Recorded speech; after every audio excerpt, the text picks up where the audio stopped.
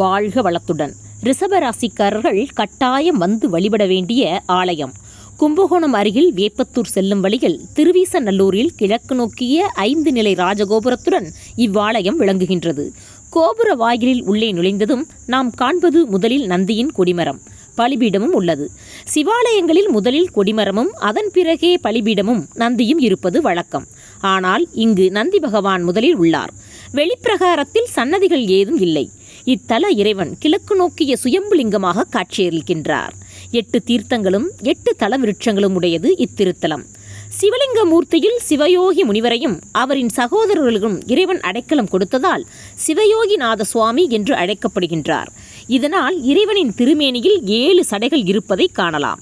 இத்தல இறைவனை வணங்குவதால் குருதோஷம் நீங்கி குரு அருள் கிடைக்கும். ரிஷபலக்கணம் மற்றும் ரிஷபராசி அன்பர்கள் சிவயோகிநாத சுவாமியை வழிபட்டு சென்றால் சகல ஐஸ்வர்யங்களும் கிடைக்கப்பெறும் என்பது நிதர்சனமான உண்மை. வாழ்க வளமுடன்.